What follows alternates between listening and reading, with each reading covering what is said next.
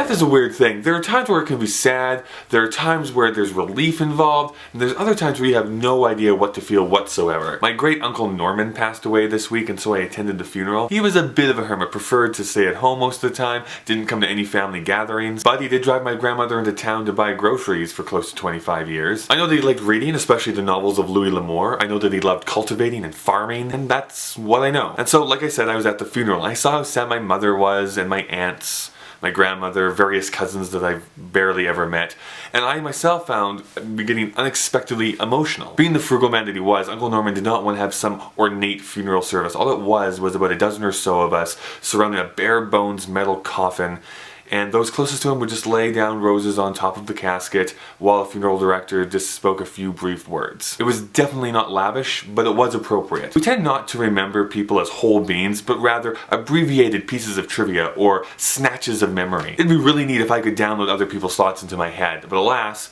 Google has not invented that yet. Slackers. So I can only have my own moments, my own snatches.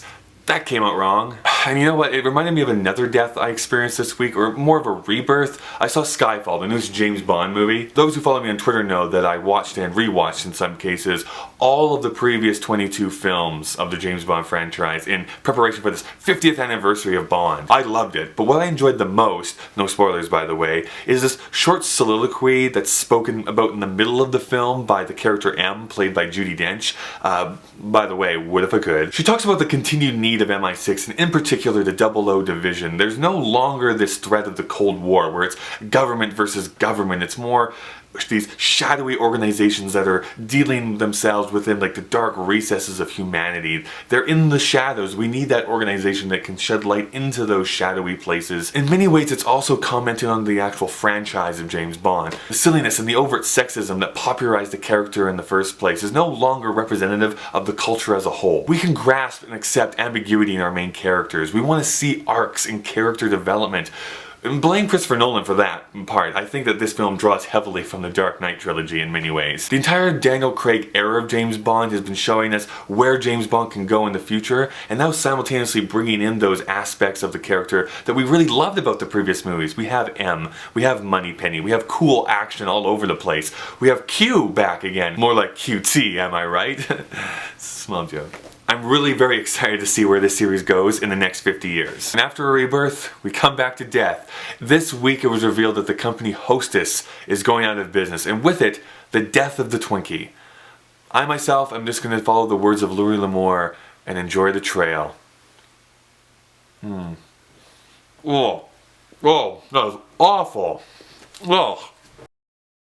This isn't even a real Twinkie. I couldn't find any. I think they're all been sold out. Because people are stupid. It is pretty awful though.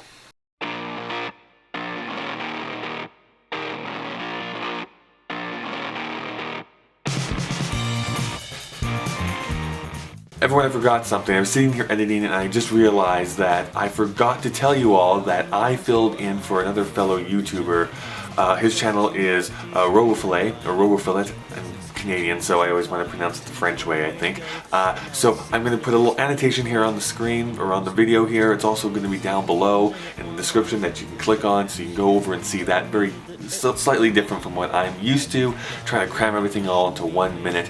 It was very difficult. Also, you know what else happened this week? Zay Frank started following me on Twitter, which is bizarre, but that's my life this week. Anyways, hope you liked it. This video. Meh.